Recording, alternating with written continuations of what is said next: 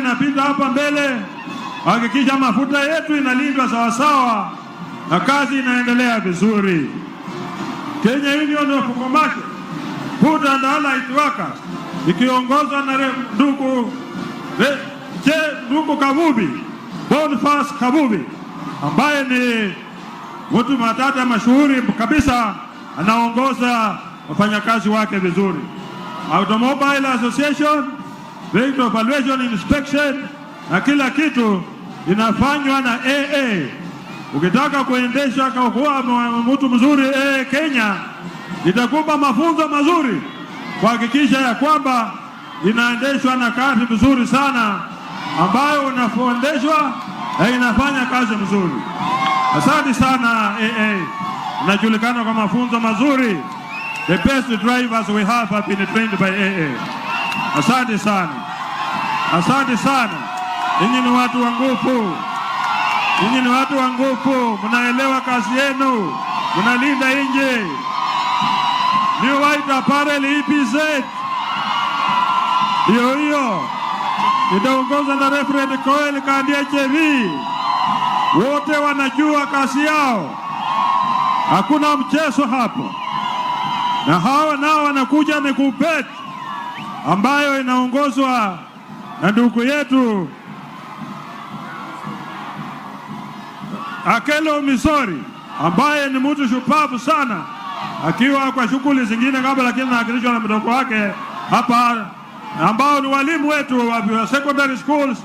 Wanahakikisha watoto wote wanaenda university. Hakuna mtoto kuanguka hao wakiwa darasani. Wote wanaenda university kama hao wanawafunza. Asanteni sana kwa kazi nzuri mnafanya.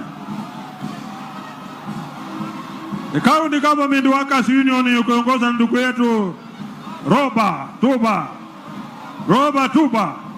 County Government, mambo matata yote iko hapa, kwa sababu ni watu wanajua kazi yao, wanalinda kazi yao vizuri. County Government zote ziko chini yao na wanahakikisha kazi inafanyika vizuri. Asante sana kwa kulinda nchi hii. Devolution ilifanya kazi nzuri na mnaendelea vizuri. You are well determined and you know what you are doing. Na washukuru sana kwa sababu nyinyi ni watu wa nguvu. Kiendelea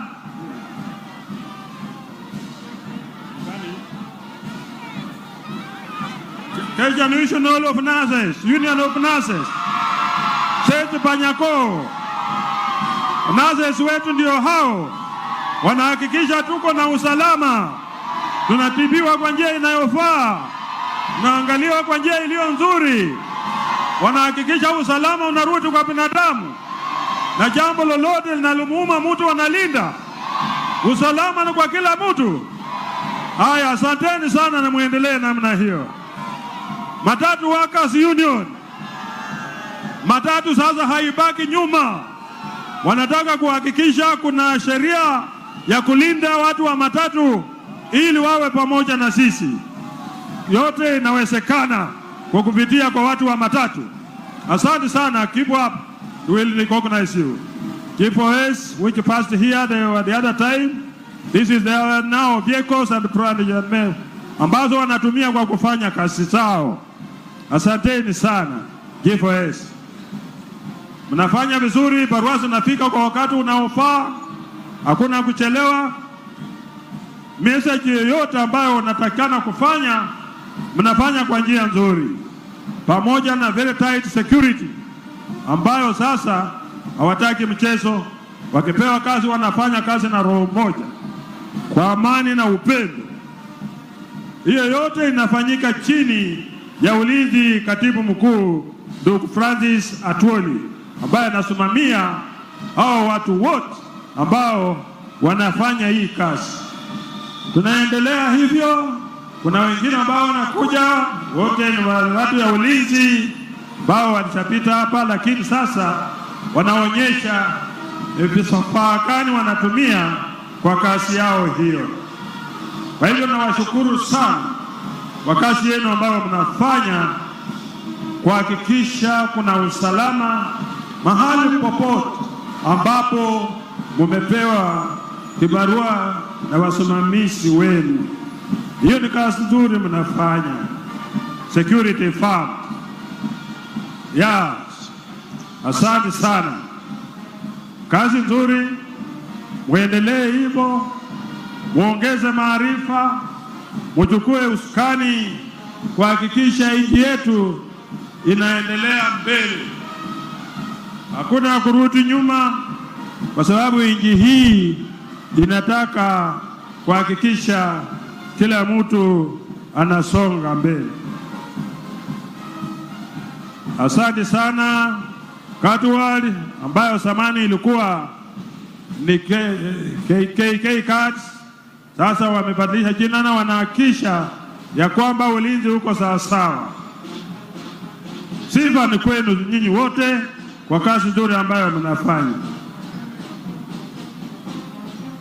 Sifa ni kwenu kwa sababu hakuna lingine ambalo mmewacha bila kufanya, mpaka kuhakikisha mna fighting equipment, mna kila kitu ambacho kinaweza kuhakikisha kinasaidia wakati shida yoyote inaweza tokelezea, na nyinyi mko pamoja nao. Hamwachi nyuma. PM securities pia mko pamoja nao. Kazi yenu ni ya kupendeza sana. Kazi inaendelea vizuri. Wa magari watu wa vifaa bado zinakuja, na tutahakikisha sote zipite mbele hapa, kwa sababu nataka tujue ni kazi gani kila kikundi kinafanya.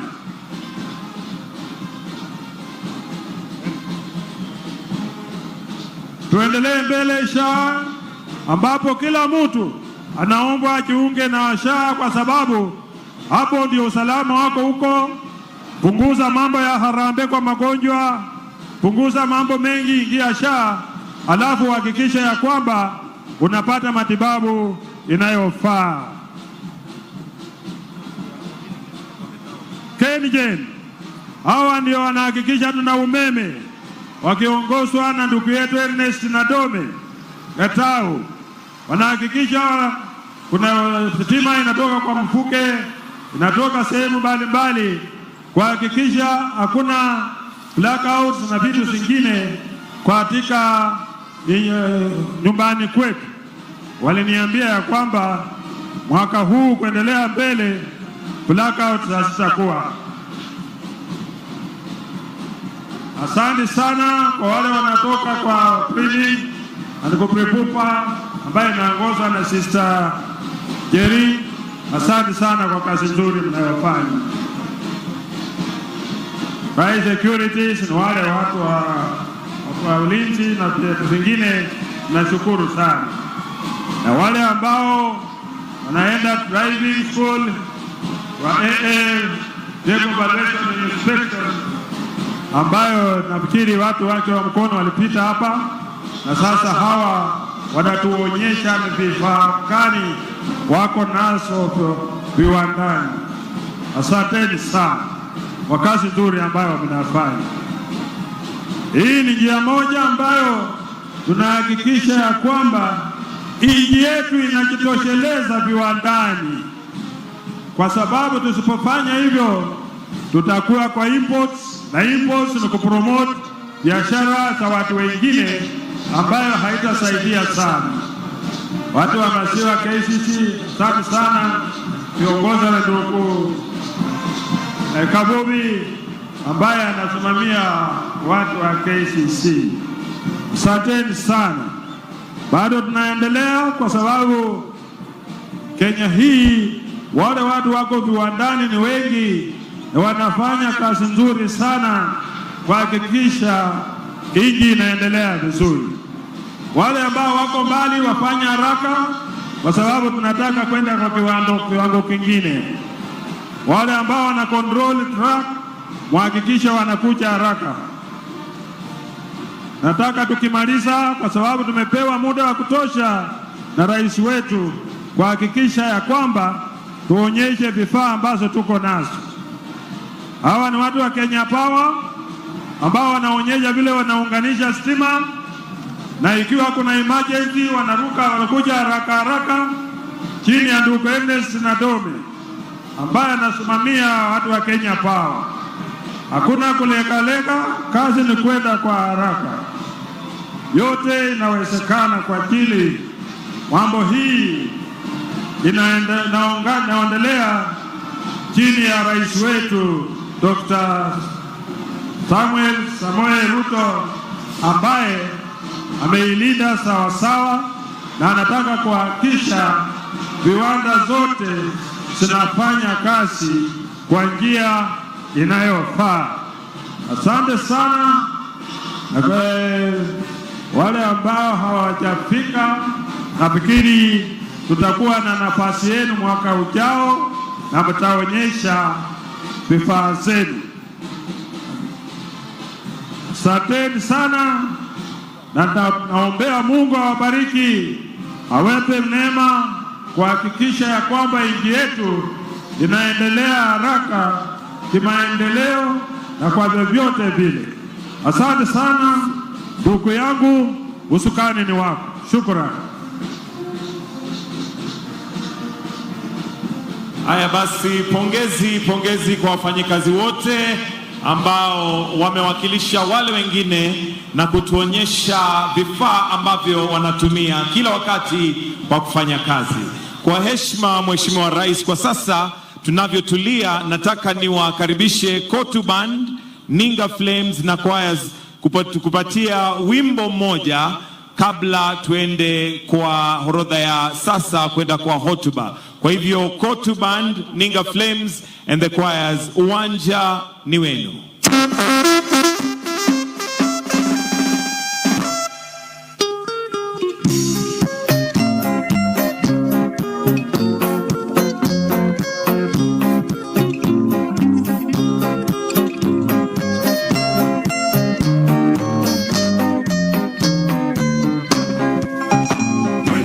Inspiration through the workers' blood shall run. There can be no power greater anywhere beneath the sun. Yet what flows on earth is weaker than the feeble strength of one. But the union makes us strong. Solidarity forever. Solidarity forever. Solidarity forever.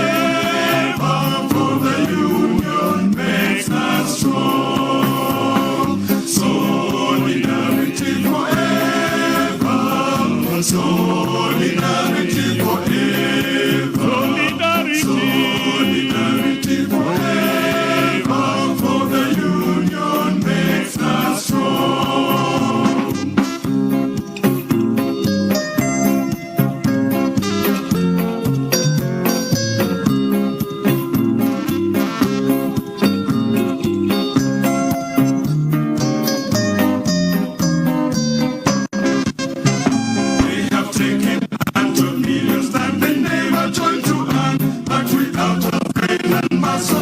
Single will turn. We can break the haughty power, gain our freedom when we learn that the union makes us strong. Solidarity forever. Solidarity forever. Solidarity forever. For the union makes us strong. Solidarity forever. Solidarity forever. Solidarity forever. For the union makes us strong.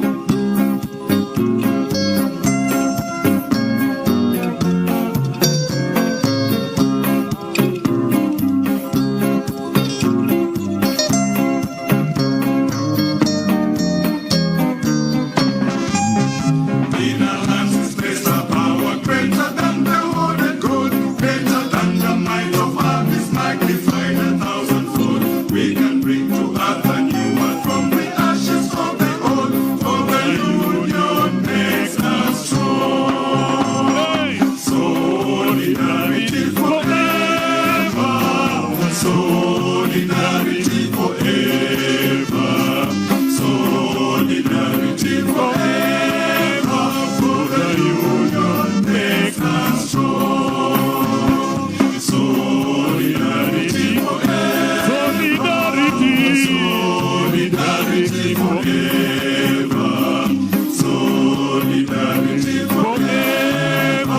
for the union makes us strong. Solidarity, solidarity forever. Solidarity forever.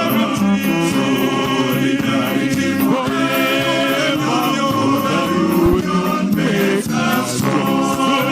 Solidarity, solidarity forever. Solidarity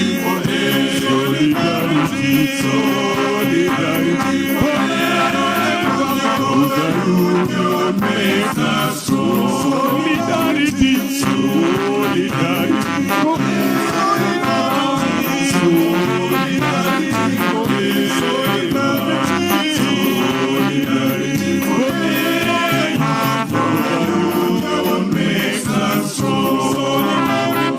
Solidarity forever. Solidarity forever. Solidarity forever. For the union makes us strong. Tuwapongeze Kotu Kwaya kwa wimbo wao Solidarity Forever. Najua wengi wetu wanajua chorus peke yake, kumbe ni wimbo mkamilifu. Tuwapigie makofi tena Kotu Kwaya kwa kutumbuiza kwa wimbo Solidarity Forever. Kwa sasa Mheshimiwa Rais, naomba tuendelee na hafla yetu, na sasa naomba nimwalike the Chairman of General Central Union of Trade Union Kotu, Brother Reverend Joel K. Chebi, aje anene machache. Tumpigie makofi tukimwalika mwenyekiti. Karibu sana.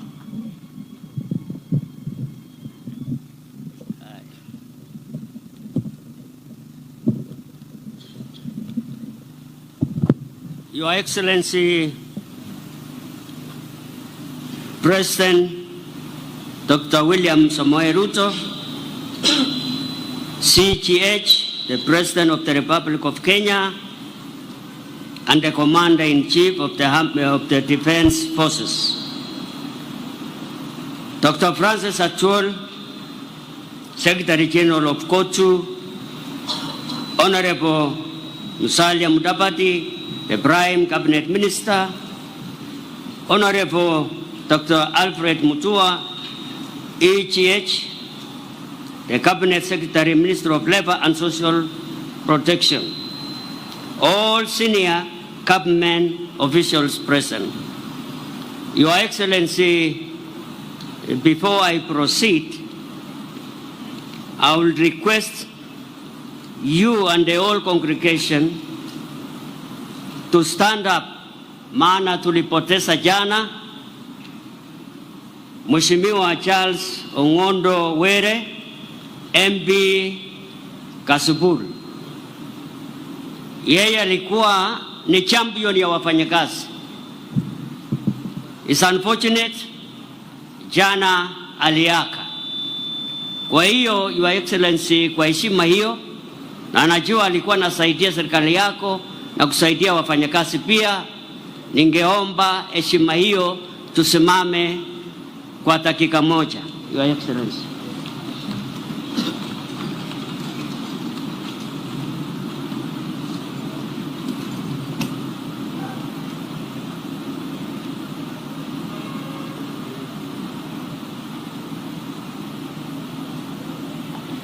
Thank you very much, Your Excellency. We can sit down.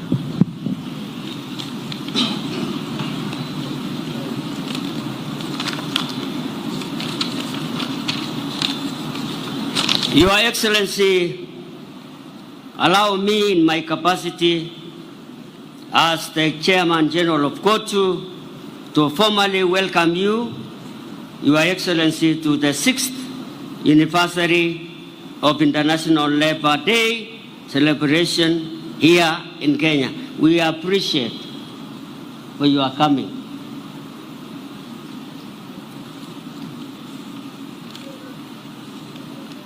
At the same time, Your Excellency, allow me to thank you. Allow me to thank you for operating an open door policy for workers whenever they seek your audience like today. Equally, Your Excellency, let me welcome and thank all Kenyans workers who are gathered here today and those watching us from their homes or places of work. Allow me also, Your Excellency, to now again thank you. You know, sangine kuongea kama mtu abane kwa kiti ni hatari sana. I don't know what to say. So, Your Excellency, this Labor Day is very important for our Kenyan workers and the whole world. Na tunaomba ya kwamba wewe umekuja leo hii na umeona umati huo ambao wamekuja. Tunataka kushukuru, najua Dr. Tuola atakuja kusukumusa, lakini na kushukuru tena maana ulikuwa hapa last year na cabinet yako na leo umekuja. Kwa hiyo tunashukuru. Kile naomba tu ni ya kwamba asante kwa employers. Na Your Excellency, kuna employers aina mbili because mimi namaliza. Aina ya kwanza ni wale wanachunga wafanyakazi na wanalipa taxes. Aina ya pili ni employers ambaye wananyanyasa wafanyakazi na pengine walipe taxes. So naomba through Minister of Labor, Dr. Tuola kwa hapo, turekebishe mambo hayo kwa ajili ya wafanyakazi. Maana hatutaki kuissue strikes. Sisi ni watu wangwana. Na kwa hiyo ninaomba wafanyakazi walindwe na wasaidiwe wherever they are. Your Excellency, sasa I want to recognize a delegation from Egypt. We have a delegation from far end Egypt who have come all the way. It is the court of Egypt, and they are here, Your Excellency. They have come to join us together with you. Kindly, I want to recognize them to stand wherever they are. They are led by Brother Eid, the Secretary General, equivalent to Kotu in Egypt. I don't know where they are. You can stand up. Let Excellency see you. He's the Secretary General of Egypt. Your Excellency, I want to call now upon Dr. Francis Atwoli. Dr. Francis Atwoli, umekaa na yeye, tumekaa pamoja naye. Na si mtu rahisi sana, unajua yeye party kuna nguvu mingi. The last time nilijua yeye alikuwa na watoto 18. Your Excellency, is very important. Ujue ni mtu ya nguvu sana. Sisi wengine tulifunga chapter hiyo. Lakini ukiona yeye hivyo bado iko na niseme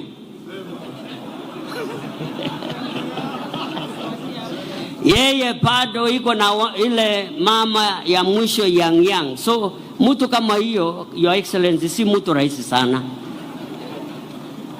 I thought mngepika makofi upande hiyo. Bana rahisi. Kwa hiyo nashukuru kwa kazi yako. Hiyo kuendelea hivyo, uendelee, lakini tusaidie wafanyakazi. It is now my time, Your Excellency, to welcome Dr. Francis Atwoli. Na ningeomba makofi tafadhali. Dr. Atwoli, katibu mkuu wa KOTU. Reverend, sometimes you can make me laugh.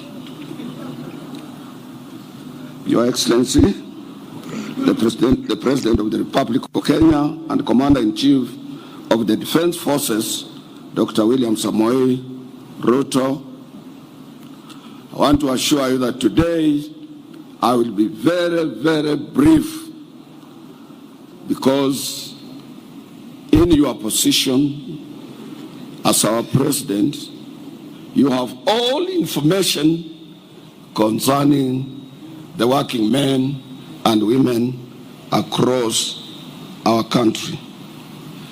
I want to recognize the Cabinet Secretary. I want to recognize your Prime Cabinet Secretary, Honorable Dr. Musalia Mudavadi. I want to thank him also to have taken time to accompany you. I want also to recognize my own minister, or Cabinet Secretary, Minister of Labor, Social Protection, Mheshimiwa Dr. Alfred Mutua. All Cabinet Secretaries present, the Principal Secretary, Minister of Labor and Social Protection, State Department for Labor, Honorable Shadrach Mwangolo Mwadime, the Principal Secretary, Minister of Labor and Social Protection, State Department for Social Protection and Senior Citizen Affairs, Mheshimiwa Joseph Mogosi Motari. I want to recognize the Executive Director of the Federation of Kenya Employers, Sister Jacqueline Mugo, accompanied by her able President of the organization. Other Principal Secretaries present, Ambassadors and High Commissioners, Managing Trustee of our National Social Security Fund, Brother David Koros, the Acting Director General of the Industrial Training Authority, nowadays is known as NITA, National Industrial Training Authority, Sister Teresa Wasike. Other dignitaries present, members of the Executive Board of KOTU, members of our Secretariat, our brothers led by Brother Aid Marcel from Cairo, Egypt, who leads the giant Egyptian Trade Union Federation, who are here with us. You are most welcome. Your Excellency, first and foremost, as I said, I will be very brief.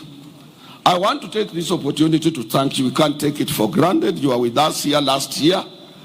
And since you were elected as our president, you have respected your position as a worker number one.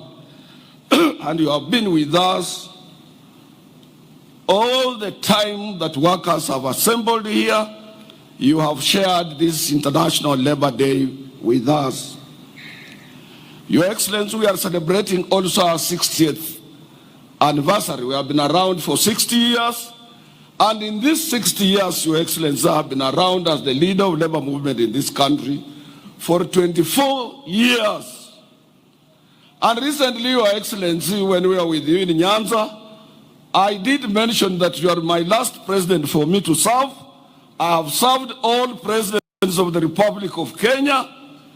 And I also assured shop stewards recently that as you see me here, I'm contemplating to exit. But then, because we have democracy, and there are people who are watching what we are doing, whether we are responsive to workers' needs or not, a section of my executive board met and gave another resolution, and they are confident in me. But I want to assure them, as much as we have heard our song, which says our solidarity is forever, we call ourselves brothers and sisters.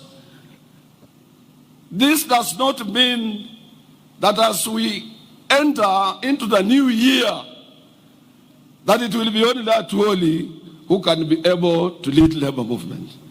Our organization is democratic. We are free and independent. And among our affiliates, 42 of them, they know your capabilities, those who are affiliates, your abilities to articulate issues concerning working men here and across the globe, and they will make a decision, and we will respect their decision. Your Excellency, our this year's theme is self-reliance in production is the key to economic growth. Your Excellency, unless we are in producing, unless we are in manufacturing, unless we are attracting foreign exchange, our economy can hardly grow. But if we produce and we support you towards that direction, we will be in a position to spur economic growth and create more employment for our young men and women. Your Excellency, as Kenyan workers, we remain alive to the fact that global political trends largely affect market dynamics and the prospects for growth and employment creation. Some of the problems that face us are not only unique to us here, but some are global. But if we are together with you, Excellency, if we work hard, if we produce more, we can overcome all these global economic challenges. Without a doubt, the election of Donald Trump as the 47th President of the United States of America and his consequent policies that are focused on building and manufacturing capabilities of the U.S. through self-reliance and imposition of tariffs call for all of us to relook and to rethink twice how we can be free and independent economically. Your Excellency, this year's Labor Day celebration is a special one because Kenyan workers will be marking 60th years of anniversary, as I have said. And we have made a remarkable achievement. Wewe mwenyewe umeona wafanyikazi wakipita hapa mbele yako. Umeona zile vitu wanafanya viwandani. Umeona kazi zao. Umeona commitment yao. Na wewe ndio mlinzi wao. You are the chair of our industrial relations practice in this country. And therefore, as you sit, as you look at them, I know you think well about Kenyan workers. Indeed, as I said, we will support you towards any route. Siwende tumia tatu nitakurudishia next week. Nitakurudi next week kwa ikaya lega gweka ngagaria gweka ati You take in enhancing and protect na iva sujikirie maundu maku no moitarenda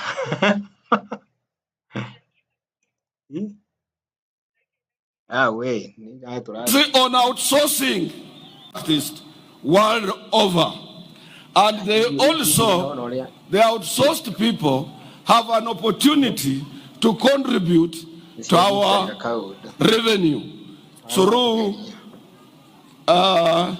statutory deductions as other permanent employees.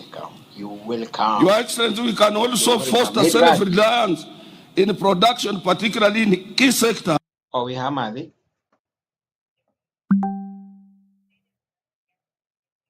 Oh. Sawa. Hai.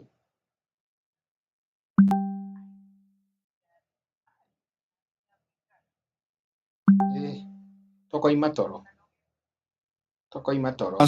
Like enterprises.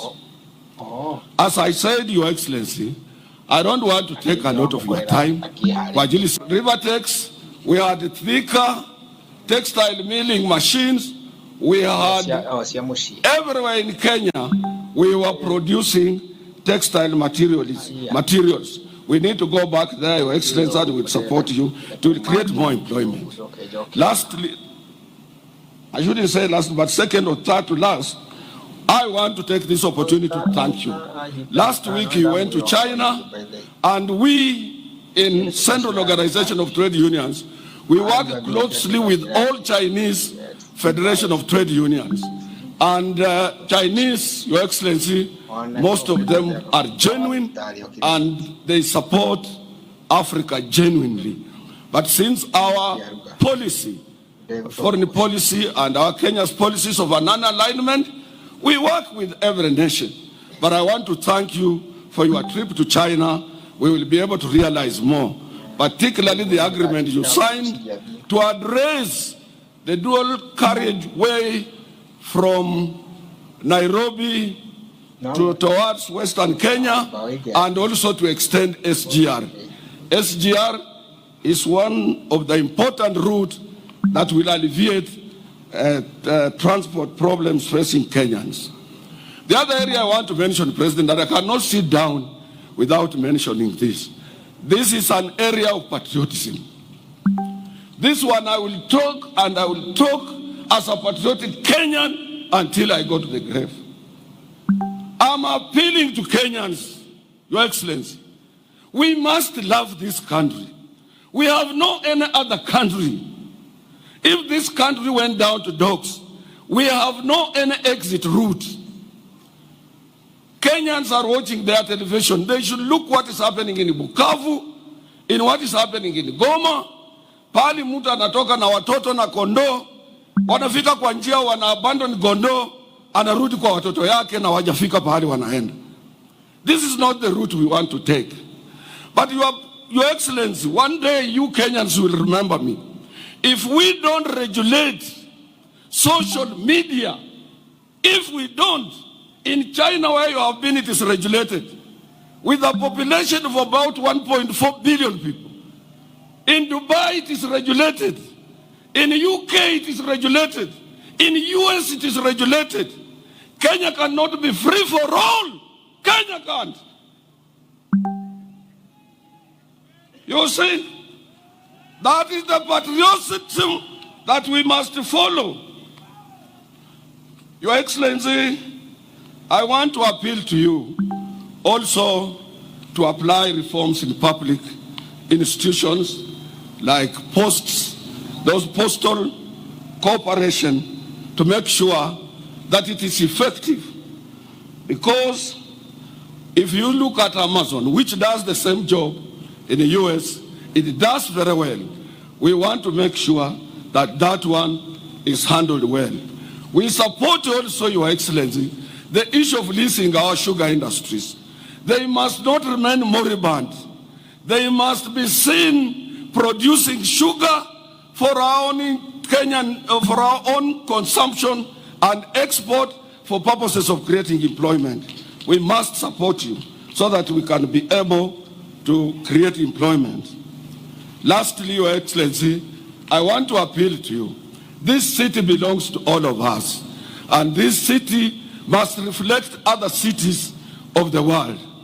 This city must reflect Accra, Ghana. This city must reflect Abuja in Nigeria.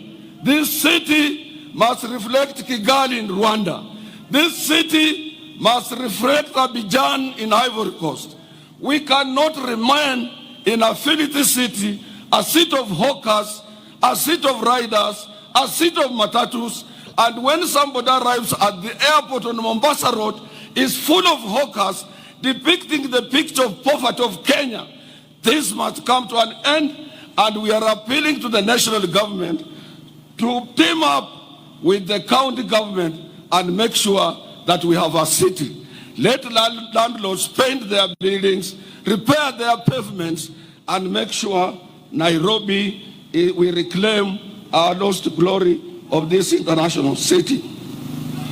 Your Excellency, we support your housing problem, and we appeal, since we are represented on that board, that workers should use their pay slips to acquire those houses. Workers have no money for deposit. We can use our pay slips to get into those houses. I appeal to you to go towards that route, Your Excellency. The other area, Your Excellency, I want to appeal to you. I want to assure you, not to appeal. I am sitting on SHA board representing workers. And I want to show Kenyans that SHA is working. SHA is now working.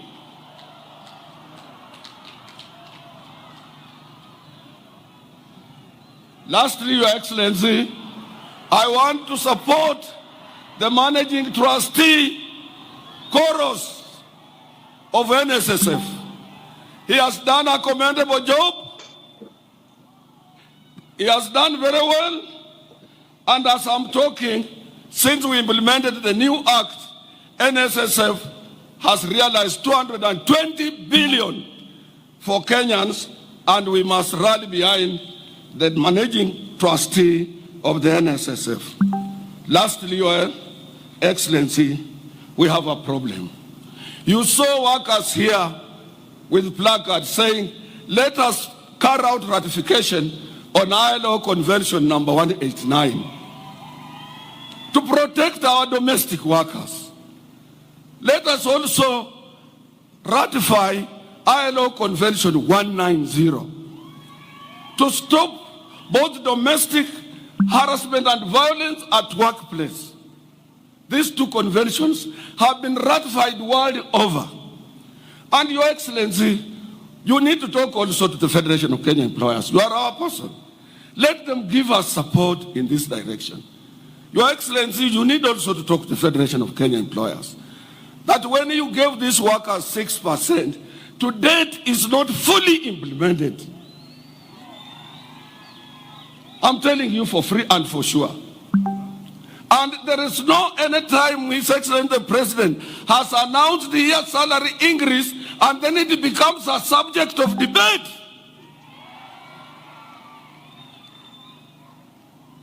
And when it comes to ILO Convention, it will be your government that will be accused at the International Labour Organization. It will not be COTU, it will not be the Federation of Kenya Employers.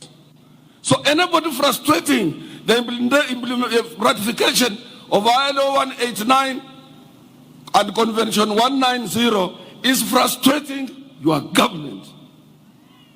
Anybody who doesn't want that 6% you gave us to be fully implemented, he's not frustrating workers, but he's frustrating the government.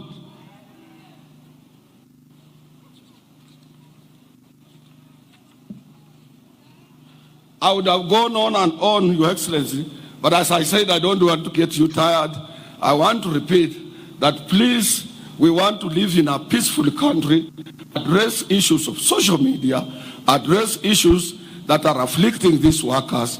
If you have something, Your Excellency, the cost of living in this country is at around 45%, and that is too high for them. This is caused with some dynamics of variations in economic performance and some global economic situation that affect us as well. Your minister has tried what he can, but I will assure you, please go to his rescue, try to make sure that these workers are properly compensated, and more so, Your Excellency, what is eating in our jobs are free riders, people who are employed through the back door, outsourced at a lower rate. They don't pay taxes. They don't contribute to collective bargaining agreement. There is no any agreement binding on them. They are slaves in our industries, enslaved by employers, and Kenya as a free country can sit and see people outsourcing people. A company retrenches people, it asks its supervisor to form a company of exploitation. This can't be allowed in free Kenya. We can't allow that under your watch. As I promised the President, I want to be very brief because we will be talking. May I take this opportunity to invite your Honorable Minister for Labor, Dr. Mutua, who will be able to give some few words and observe protocol, other protocols for you to come and say. The other thing I'm being reminded by my deputy that I had forgotten ni mambo ya hizi vitu tunakatwa, housing, nini, taxation. It should not be on gross salary. Hizi vitu vinatakana viwe on basic, so that gross, umefanya overtime, umefanya nini,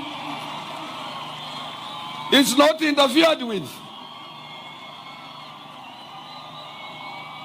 And I know Your Excellency will look at that. All deductions, salary deductions, statutory deductions should be at basic, not on gross, where somebody might have toiled very hard to work on overtime and he doesn't realize something. Mwisho, Your Excellency, usitishike. Iko watu wengi wanapenda kutisha sana. Mimi nilikuwa hapa President Kenyatta akiwa president. After 3 years we had a problem in the government. Jaramogi left. Nilikuwa hapa when Moi was a president. After a few times there was a lot of problems. Nyinyi nyote mnajua until up 1982. Mpaka when he was leaving, kila saa watu bila Moi yote inawezekana. Nimekuwa hapa President Kibaka akiwa kwa kiti mimi, and I served him. Kibaka alitengeneza kila kitu Nairobi, he improved the economy. But 2007,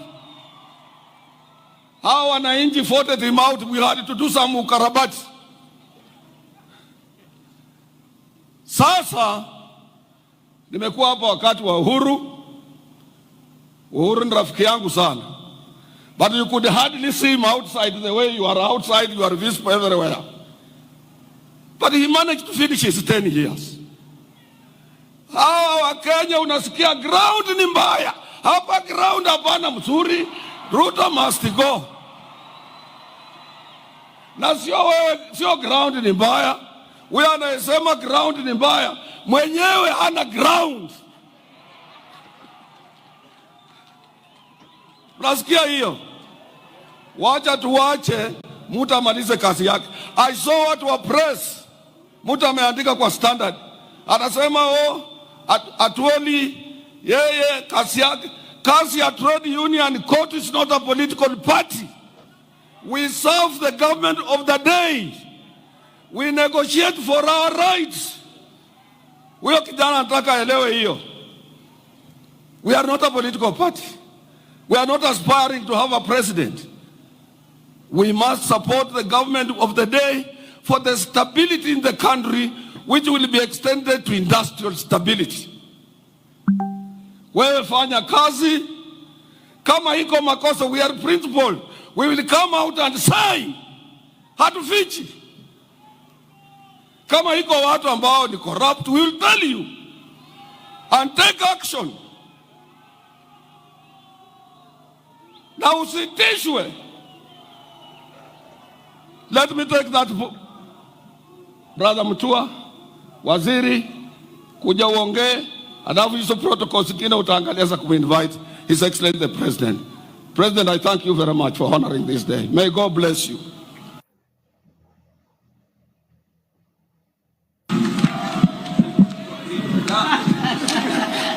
Thank you very much, Dr. Atuoli. I think that's the shortest speech you've given in a long time. Congratulations. I'll also be very quick. Your Excellency, Dr. William Samoei Ruto, President of the Republic of Kenya, Commander-in-Chief of the Kenya Defence Forces, Honorable Musalia Mudavadi, Excellency, Prime Cabinet Secretary, my colleagues, Honorable Eric Muga, Minister for Water, and Honorable Geoffrey Ruku of Public Service, PS Shadrach Mwadime, Karen Agengo, and Joseph Motari from my ministry and other principal secretaries, Honorable Justice Bira Mogaya of the Labor and Employment Court, and other honorable judges who are here, the chairman and executive board members of COTU, Sister Jacqueline Mugo, executive director of FKE, international partners, our friends from Misri, Karibu, distinguished guests. Your Excellency, sir, the Ministry of Labor and Social Protection is on steroids to ensure labor, which is one of the 4 factors of production, is nurtured to play its role in the development of Kenya as per your amazing economic plan. We're in a country that is in a rapid movement towards industrialization and manufacturing, and labor will play a very important role. We're embarking on various areas of providing employment to our people. One, we anticipate that we are going to create over 500,000 jobs overseas, and we continue to put in place measures to ensure safe and orderly and regular migration and mobility. We have started dismantling cartels who had controlled this space for years, and we will continue to do so despite their theatrics. We have a program of Kazi Mtandaoni, Your Excellency, which you've launched, and by 2022 we approximately had 2 million Kenyans working in digitally enabled jobs, and the numbers are growing. It's a major growth, and we will be addressing some of the challenges, including the digital skill gap, unequal access technology, and other resources. Mheshimiwa Atwoli has talked about the challenges we are facing in social media. It's also an area that we need to have a conversation about to see how we can direct our energies from negativity to positivity so that we don't pull each other down. We have a program of Kazi Baharini, whereby we estimate to employ more people as seafarers and to work in the ocean, but there's a small challenge of seafarers' identification documents which need to be issued to revamp training curriculum of seafarers and give them opportunities. We have Kazi Kwa Ground, Juakali sector, Ujenzi sector. Thank you for the National Housing Program that is doing very well, affordable housing program, providing livelihood to millions of people by extension by the workers that are working there. Your Excellency, there are a few challenges impeding progress of the programs. For example, we have cartels and rogue agencies that are taking advantage of vulnerable Kenyans. We have fake news on low labor mobility pathways are being used to either mislead our youth or try to discourage them, and we are dealing with them. Your Excellency, workers are not slaves. They are workers and must be treated with respect. Recognition of their human dignity is a right and must be safeguarded at all times. Workers must be paid rightful legal wages, including overtime, and treated fairly without discrimination, and they should also enjoy decent work conditions. Workers in turn also need to be obedient, faithful, and dedicated to their employers because it is a relationship. Workers need to identify the few among them who steal from the employers and try to bring down the same business that are employing them. So we are going to ensure that workers and working conditions are set by the law and that people can go to work and work well. Your Excellency, kukona shida kidogo. I get a lot of reports in my office about sexual harassment. Sexual harassment in our workplaces. Nataka kuambia Wakenya ya kwamba mrembo akiandikwa, our sister, our children, our daughters, akiandikwa kazi, usianze kumpangia, unaanza kumnyemelea, na akikukataa unamfuta kazi, unaanza kumuharas. We must ensure there is a safe working environment for our young girls and even our young boys. That power dynamics is something that we'll be talking about. A manager should not be dating a junior in the same office because of those power dynamics. Soko ni kubwa Kenya hii, angalia kila mahali. Soko ni kubwa, wachana na wafanyikazi wanaofanya kazi na wewe. And we will not continue with this habit, and we will take measures to ensure there is no sexual harassment in our workplaces. Your Excellency, savings is critical. We're encouraging all workers to ensure they have a savings plan, either through the NSSF, or if you're not employed, you're self-employed in the Juakali sector, in SMEs. NSSF has a Haba to Haba program, or where you can actually continue saving. It is important. Waswahili walisema ya kwamba ujana kama moshi ukienda haurudi. You are young today and vibrant. Hakuna kitu kibaya kama kuwa mzee ambaye hana pesa. You save today for tomorrow. And we're encouraging all workers, wherever you are, to engage and register for a savings program. Mheshimiwa Atoli, I want to assure you that ratification of the conventions 188 and 199 is en route. I've held a meeting with my staff. I've talked to the PCS, and we are going to accelerate, together with other important laws that make sure that our people are given the rights that they deserve. Your Excellency, social dialogue is important. I'll be calling a meeting very soon between COTU, FKE, and all other social partners to discuss on working modalities. Strikes. At the end of a strike, people sit down and talk. And I want to encourage all workers, if there's a problem, talk to me. Let us sit down and discuss the problem before the strike, not sit down after the strike. And I can assure you we will be able to sort out many problems so that people do not go on strike, so that we have a country that is moving forward. Lastly, Your Excellency, I want to echo the words of Mheshimiwa Atoli. You know, we hear very many words. I was a governor for 2 terms.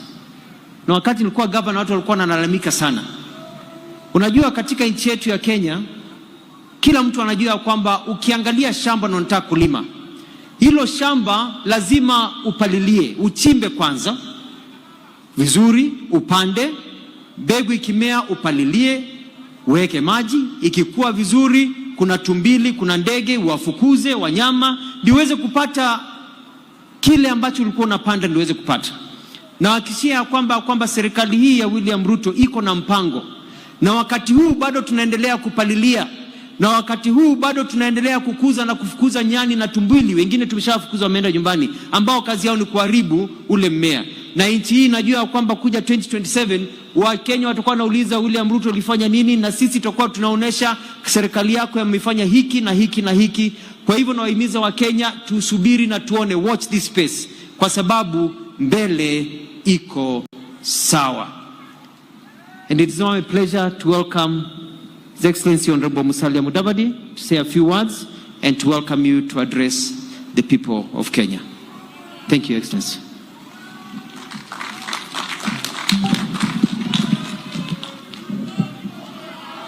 Your Excellency, President William Samoei Ruto, President of the Republic of Kenya, the Secretary General of COTU and the entire leadership of COTU, the Federation of Kenya Employers, my colleagues, public officers here present, and most of all, our distinguished workers who have come to celebrate the 60th anniversary of their efforts to build this country and also to mark the Diamond Jubilee of our celebrations. Your Excellency, I will not say much, but I just want to flag 2 issues. The first one is that this month, the World Bank and the IMF released data that officially confirmed that out of the 55 nations on the African continent, Kenya's economy is the 6th largest in the entire Africa. Your Excellency, this is a very big achievement. And as we celebrate the 60th anniversary of our workers, we want to recognize that Kenya would not have attained that without the sweat of the workers of Kenya. So we want to commend the workers, the producers of goods and services in Kenya for having played a very significant role in assisting Kenya to become the 6th largest economy in Africa. The second point, Your Excellency, on the same issue, is to emphasize that that growth must also come out of stable political leadership. Your Excellency, this is where you come in. You have led this country. You have maintained its stability.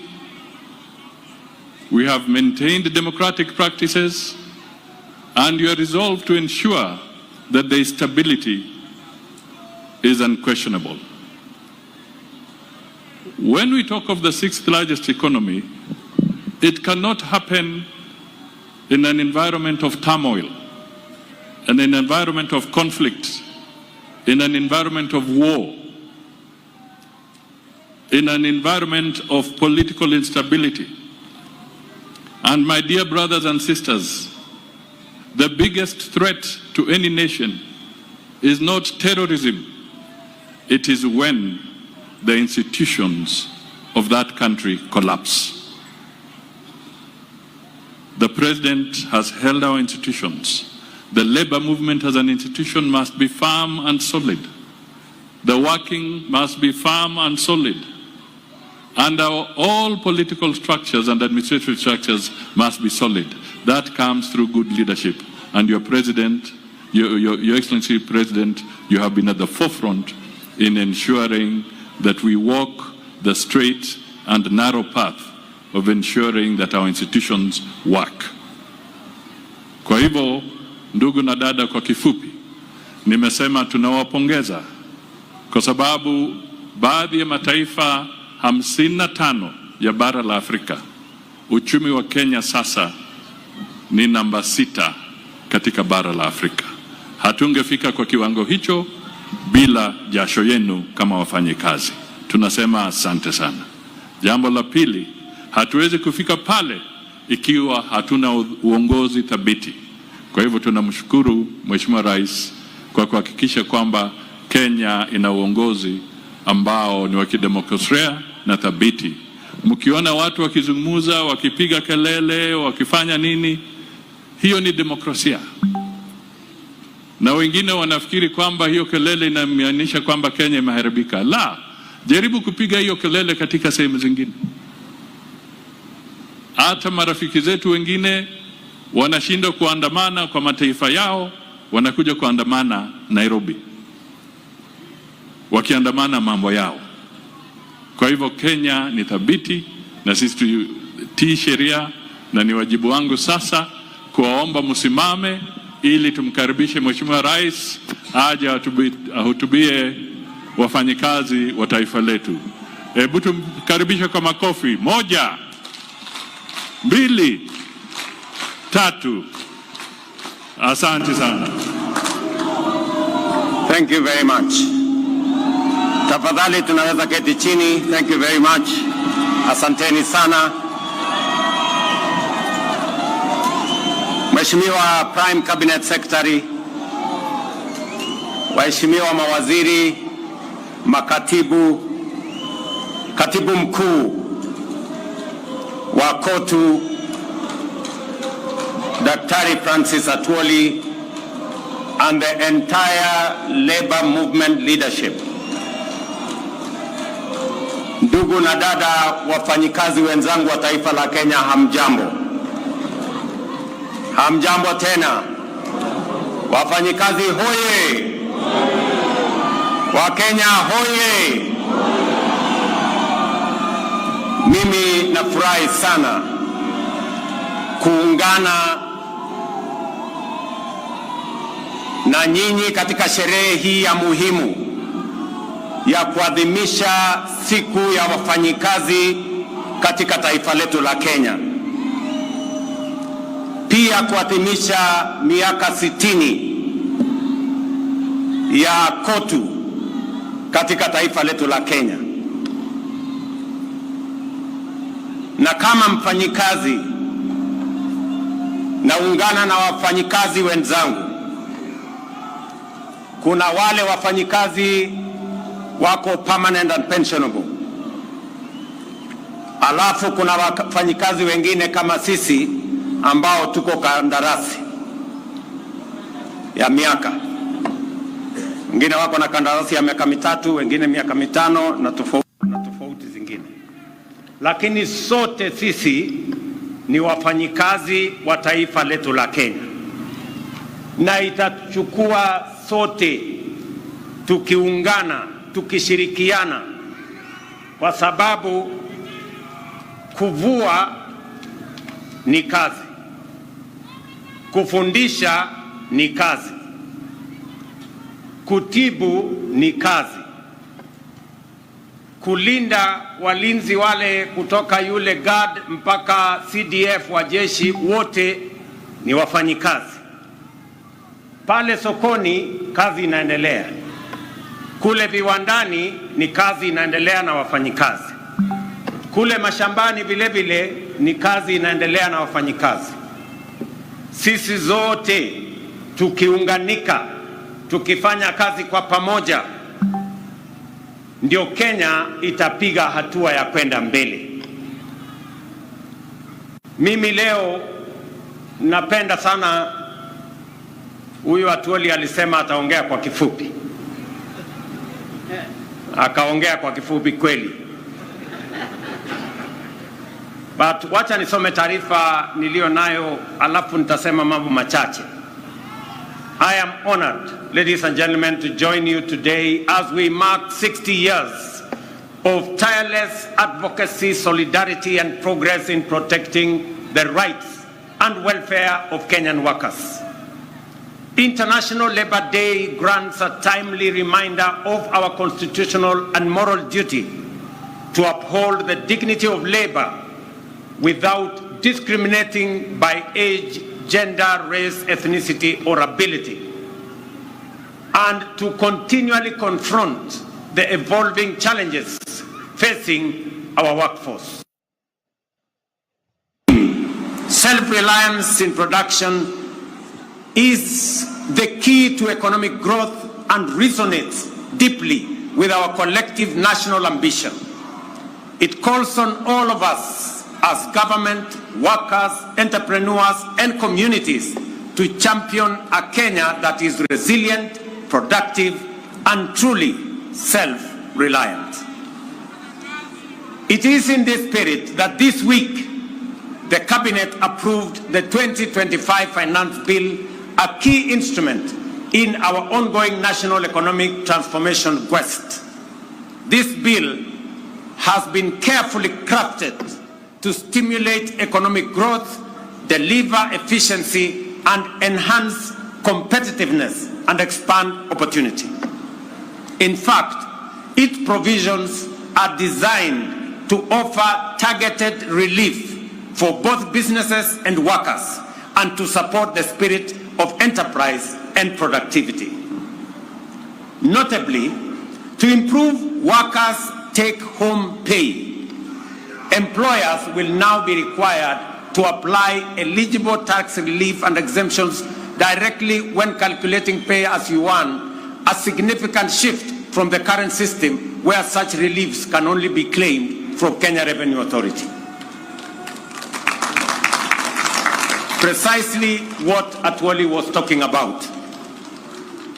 I think he read my speech, and that is why he was raising those issues. This will increase efficiency and immediately benefit employees. Additionally, all pensions and gratuity payments for both the public and private sector will now be tax exempt. This reform is a recognition of the service and sacrifice of our senior citizens and workers, and a step towards ensuring that retirement is met with dignity, not stress. Small businesses will also benefit from simplified tax treatment, as they will now be allowed to fully deduct the costs of everyday equipment in the year of purchase, thereby eliminating unnecessary delays in accessing or assessing tax relief. Distinguished workers, ladies and gentlemen, when we speak of making Kenya truly self-reliant, I am proud to report to the nation that we are not merely making declarations. We are taking bold, concrete, and measurable steps. We are walking the talk. And here is why. For decades, our national savings culture was stagnant compared to our neighbors in Uganda and Tanzania and elsewhere. Until 2023, just 2 years ago, the average Kenyan worker saved only 200 shillings a month through the National Social Security Fund. Over a span of 60 years, we collectively as a nation managed to save 320 billion. In 2023, we operationalized the law mandating a savings contribution of 6% by both employee and employer, and the result has been remarkable and impressive. In just 2 years, we have mobilized 280 billion in national savings, nearly equal to what we saved over 6 decades. By end of this year, we will have doubled that 60-year figure, and by 2027, we project to have raised close to $1 trillion in domestic savings. Kenya's savings to GDP ratio currently stands at between 10 and 12%, depending on the calculation you apply. My intention is to raise GDP or savings as a percentage of GDP to 25% in the medium term. That will enable us as a nation to build a pool of resources that we can use to lend to the SMEs and the private sector, and we can grow more businesses and reduce the cost of borrowing, so that the double-digit borrowing of 18% or 20%, it is not possible for us to grow our economy, to grow more business, to expand enterprise if the cost of borrowing money is high. We must bring it down to single digit. And the route to bringing it down to single digit is to build greater savings in Kenya. I want to thank the Kenyan workers. I want to thank Dr. Atwoli and Kotu and FKE. When we sat down with them, they saw the point when I made the case to them that it is time for Kenya to measure up to what other countries are doing, and we have to make the necessary decisions so that Kenya can build savings in a manner that it will help us, one, reduce old age poverty. When I came here for celebrations, Atwoli here told me Kenya is number 92 in the worst countries with old age poverty. Because if you save 200 shillings, when you exit at 60, maybe the entire savings you will have made is like 70, 80,000. 70, 80,000 will not last you 2-3 months. And that is why after retirement, many workers die. So we must make sure that after retirement, all workers will have a decent livelihood, and they can have a good measure of pension, and also make sure that they can have monthly income coming from their hard-earned savings when they had the energy to work.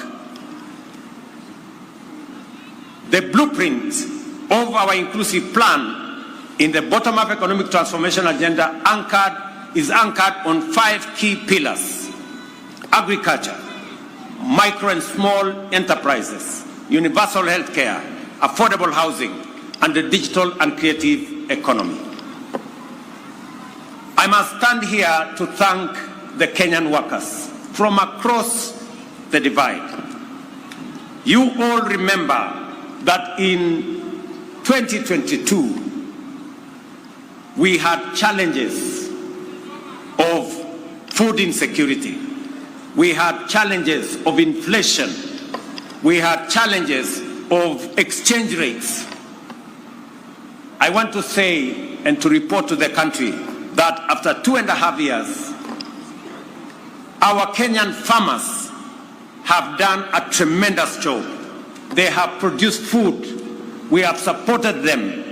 We increased our maize production by 40% in the last 2 years. We increased our production of coffee. We increased our production of tea. We have increased our production of sugarcane. And today, our import bill, importing maize or sugar or the other commodities, has gone down because our farmers are producing more than they have done before. We must commend them because they are working for the people of Kenya. I must also say that because of the interventions that we have made, inflation has come down from 9.6% to 3.5% this year. Exchange rate has come down from 165 to the dollar to now 129 to the dollar. We have expanded our foreign exchange reserves by 2.4 billion shillings. 240 billion shillings. So we have made progress. And that is the reason why the IMF last week listed Kenya as the 6th largest economy. In 2022, Kenya was the 8th largest economy. In 2.5 years, we have managed to overtake Angola, we have managed to overtake Ethiopia. Now Kenya is the 6th largest economy in Africa. In fact, it is the largest economy in East and Central Africa. And it is because of the Kenyan workers, the collective effort of our farmers, of our workers in industry, of our teachers, and everybody else that has contributed to moving Kenya to where we are today. I am very confident about the future of our country if we work together in the manner in which we are working together. In agriculture, our overarching goal remains to make farming profitable, stabilize farmer incomes, and secure national food security. The reduction of fertilizer prices has led to 40% surge in maize production, boosted farmer earnings, reforms in the coffee sector, including the elimination of inefficiencies and corruption, and the streamlining of the Nairobi Stock Exchange have raised farmer prices from 50 shillings to a kilo to between 100 and 150 shillings to a kilo now. Similarly, reforms in the sugar sector have revitalized the industry, leading to record production, better incomes, and bonus payouts for farmers, while creating thousands of new jobs.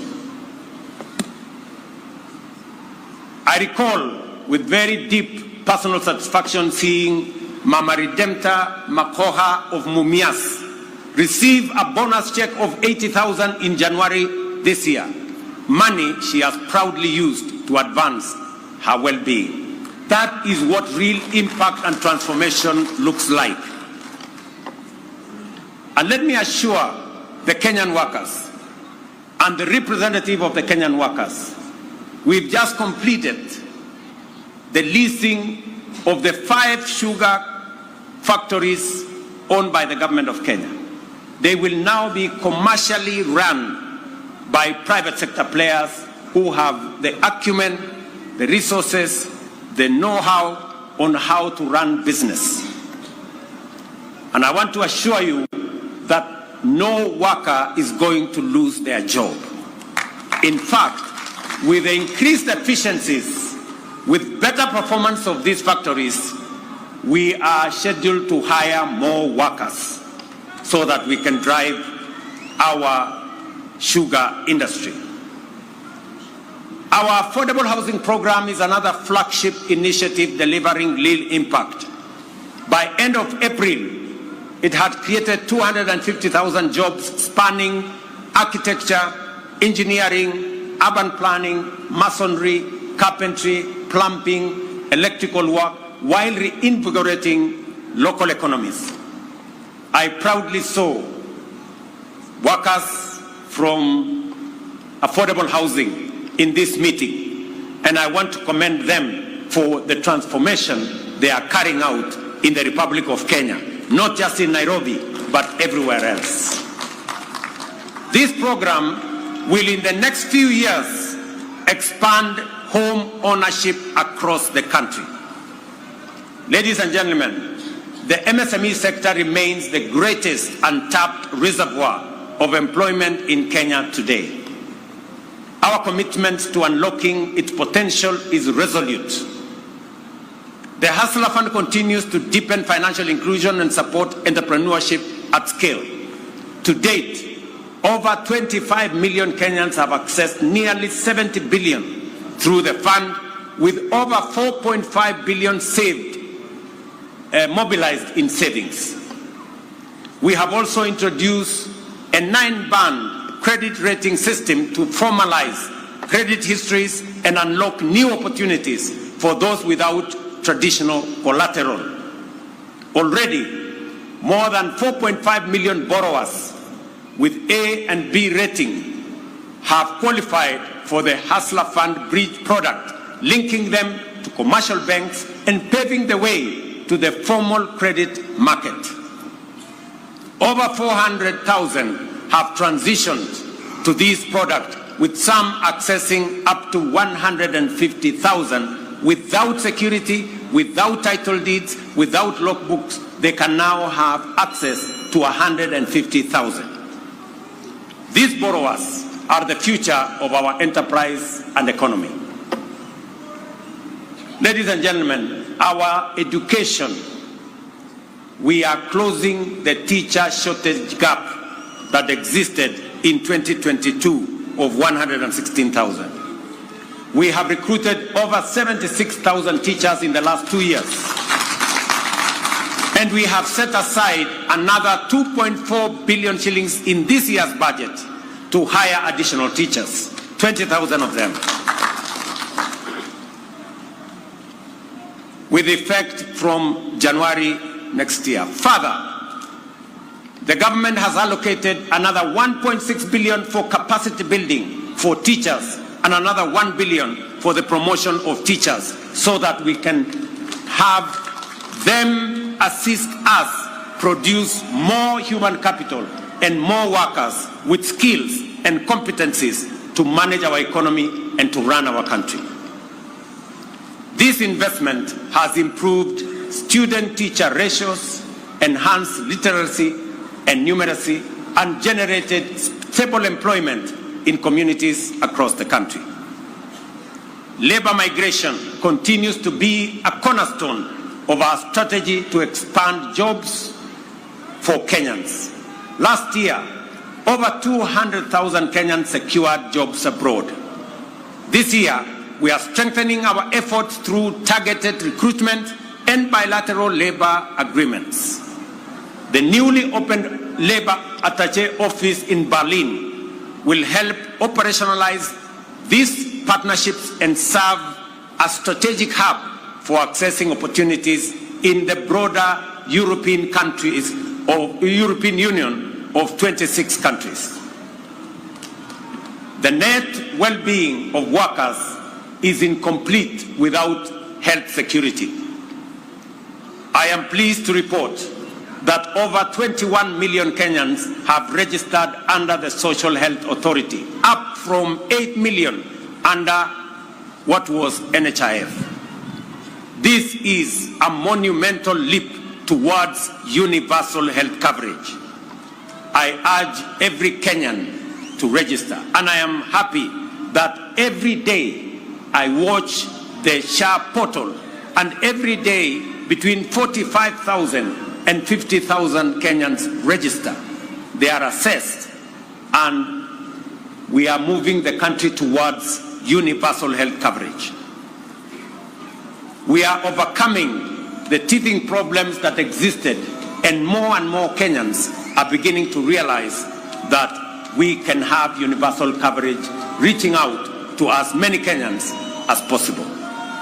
Distinguished workers, ladies and gentlemen, the right to join a union for protection of the values of fair pay, safe working conditions, and the right to unionize is a constitutional guarantee. I have directed the Ministry of Labor and all relevant agencies to ensure that even employees under outsourced contracts can freely join trade unions and benefit from collective bargaining frameworks. Additionally, I am also pleased to announce that Kenya will ratify the two critical ILO conventions. ILO Convention number 189 of 2011 on domestic workers to safeguard their dignity and rights, and ILO Convention number 190 of 2019 on eliminating violence and harassment in the world of work.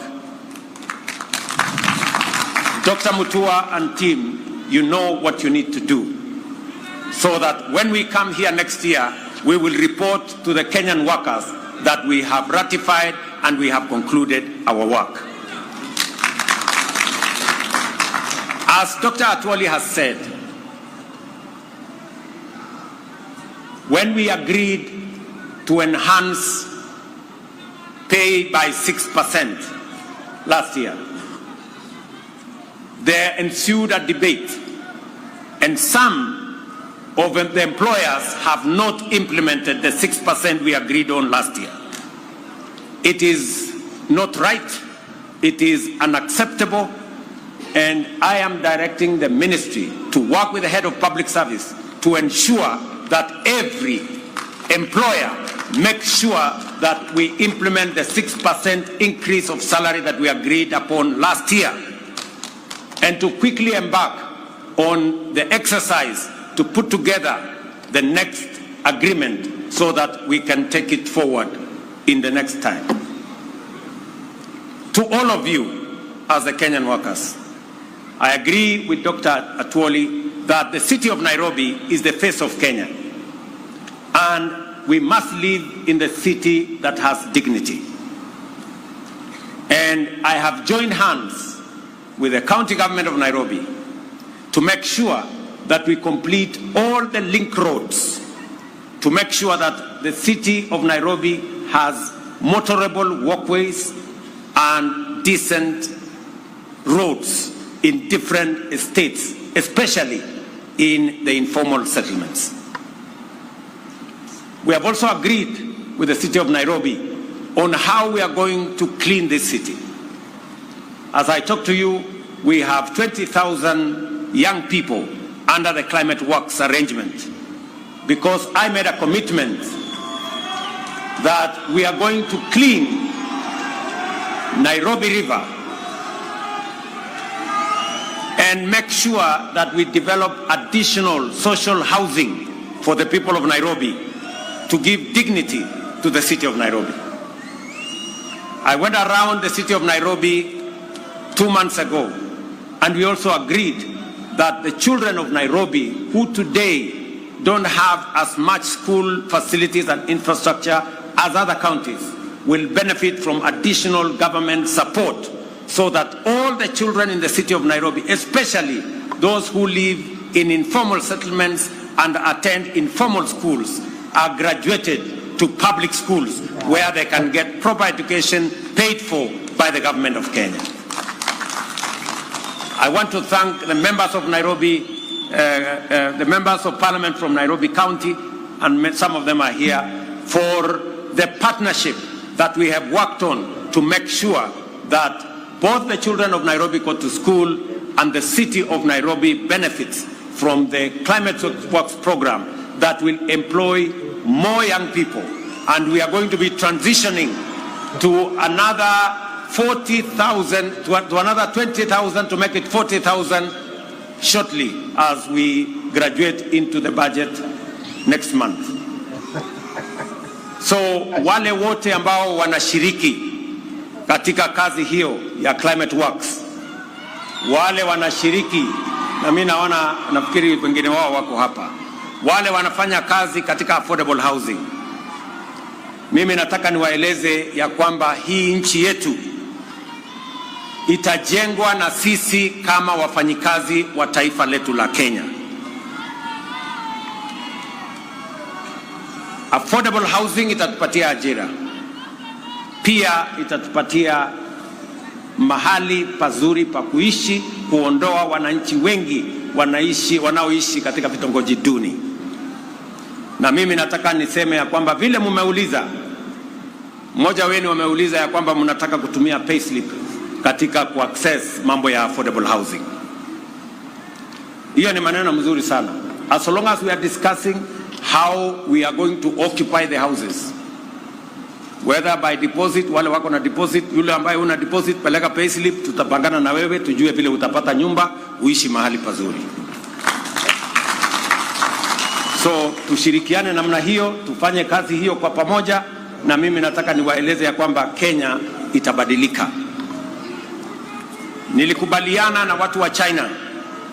Wakati nilienda China, pengine watu wengi walikuwa wanafikiri tumeenda kukopa madeni zaidi. Hapana. Tulikubaliana ya kwamba tutajenga barabara kutoka Rironi kwenda Nakuru baadaye mpaka Malaba. Lakini sio kwa madeni. Hapana. Tutajenga barabara hiyo kutumia investment.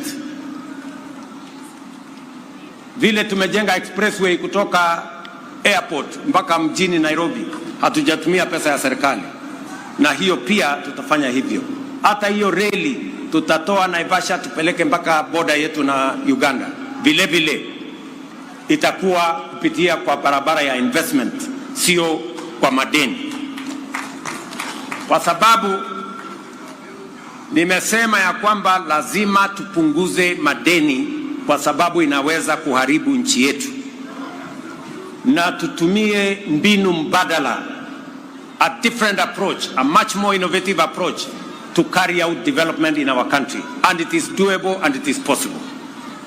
Kwa hivyo tushirikiane katika njia hiyo, na mimi nataka niwaulize Wakenya wote tuungane, tushirikiane, tufanye kazi kwa pamoja.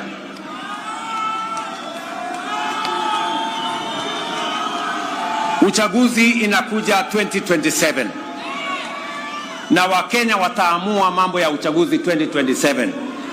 Kwa sasa tushirikiane, kila mtu afanye kazi mahali ameajiriwa. Ikifika wakati huo kutakuwa na mtihani. 2027 kutakuwa na mtihani. Wale watapita mtihani wataendelea. Wale wataanguka mtihani wataenda kulima, na dunia itasonga mbele. So Kenya inatakikana tuwe namna hiyo, tukijua ya kwamba tusiharibu muda wetu mkubwa tukigombana, ugomvi pande hii, sijui nani atafanya wapi, sijui nani ndio nini. Hiyo ni mambo ambayo haiwezi kutusaidia kwa sasa. Kwa sasa tuzalishe chakula, tusaidie wakulima wetu, tusaidie kilimo, ituzalishie chakula, ituzalishie mambo ya agro processing, itupatie bidhaa ambayo tutauza nje ya nchi, tuweze kudhibiti uchumi wa taifa letu la Kenya. Tujenge affordable housing, wa Kenya watoke katika slums. Tuhakikisha kwamba kuna bima ya afya ambayo haibagui nani yako na kazi, nani hana kazi. Tuhakikishe ya kwamba tuko na amani katika taifa letu la Kenya, ili uchumi ikue na sisi wote tujivunie kuwa wa Kenya. Sisi ni nchi ya demokrasia. Umesikia vile Atwoli amesema wako na demokrasia kule Kotu na kuko na demokrasia everywhere. We want to build a strong, democratic, united, prosperous nation that all of us can live in and be proud of. And it's not going to happen. We are going to make it happen. And it's going to be a product, a prosperous Kenya is going to be a product of decisions that we make. We cannot be prosperous if we don't make the right decisions. We cannot develop if we make the wrong decisions. We must make the right decisions for the country to grow. And I want to promise the people of Kenya that I will always make the right decisions to make sure that Kenya makes progress. Because I owe it to the people of Kenya to make the right decisions. Sometimes they may not be popular, but they are the right decisions that will change the destiny of our country. If I did not make the right decisions in 2022, if I did not stop the subsidies of fuel and unga and all the other things, we would not be talking today that Kenya is the 6th largest economy in Africa. We would be talking about something else. So tunataka tushirikiane namna hiyo, tufanye kazi namna hiyo, and I am very confident about the future of our country.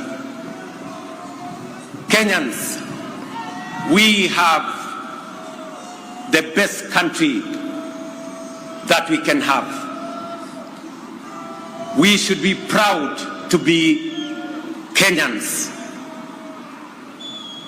And we must do whatever it takes to make this country great. We must avoid convenient decisions that only helps us to mark time on the same spot. We must make the decisions that will make Kenya progress and move forward. And I want to assure you that as long as I'm president, I will make the right decisions that will make this country move forward, because I believe in the prosperity of our nation. I want to thank all of you for joining us today in this wonderful celebration of 60 years of KOTU, and to commit to you that we are going to work together as partners in building our nation. I want to say thank you very much. God bless you and happy Labor Day. Asanteni sana.